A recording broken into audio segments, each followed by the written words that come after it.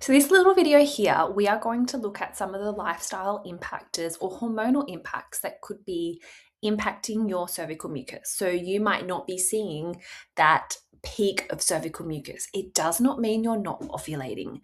The number one thing I want you to remember is everyone has a different type of peak cervical mucus. And just because you're wet or slippery, that doesn't mean that is your day of ovulation. We really need to look at your final day of any type of fertile cervical mucus, and that is our day of ovulation. But if you're not noticing any of this fertile mucus and you're wondering why, this little video explains a few things that might be contributing to that.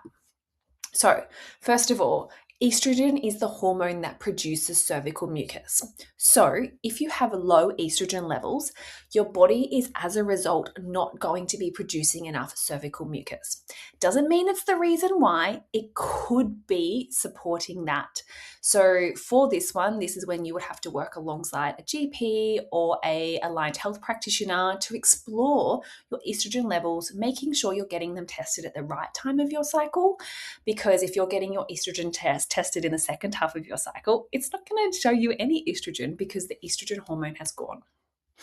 Another thing that could be impacting it is lack of sleep. So exhaustion, when our body is working overtime, the last thing it's thinking of is reproducing.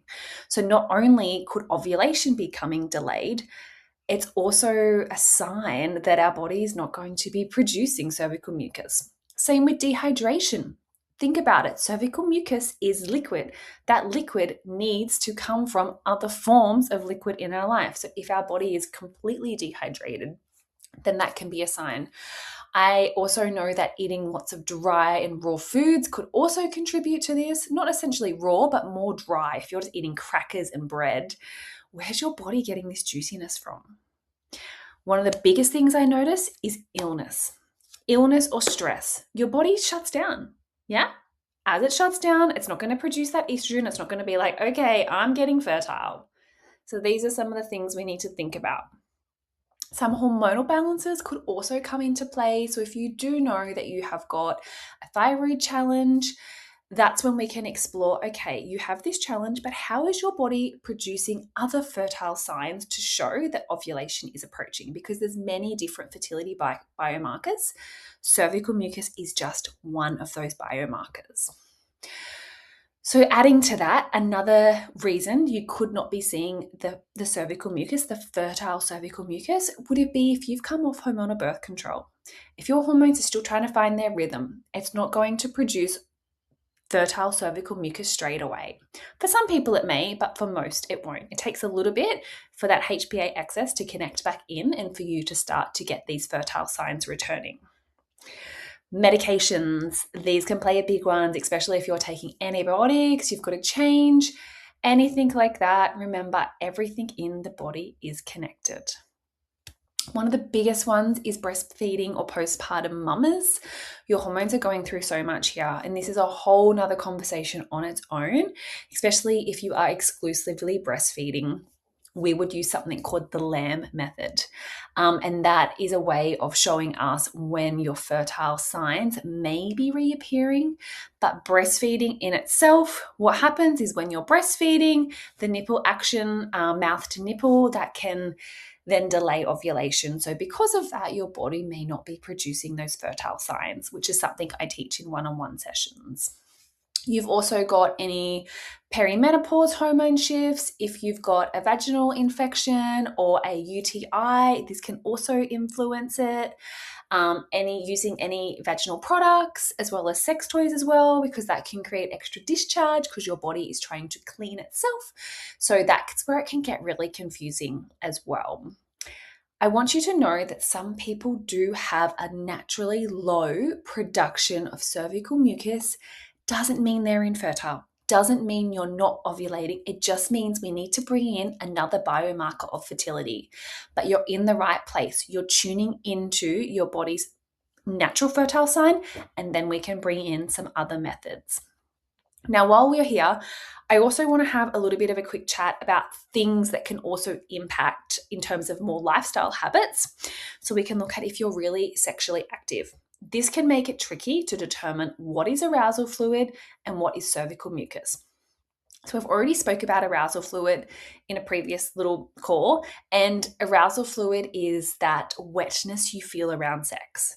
Whether someone comes in you or not, it is, whether it's self-pleasure or not, it's that arousal fluid. But the thing with it is it dissipates. It doesn't last a long time. So when you are tracking that on your cycle, when you're tracking that you're having intercourse or self-pleasure, it helps us determine, is this actually fertile or is this arousal fluid? Discharge, some things that can create discharge is wearing tight clothes all day, staying in your gym clothes hours and hours and hours after you do a sweaty workout. Think about all the things that are not as supportive of a healthy vaginal environment.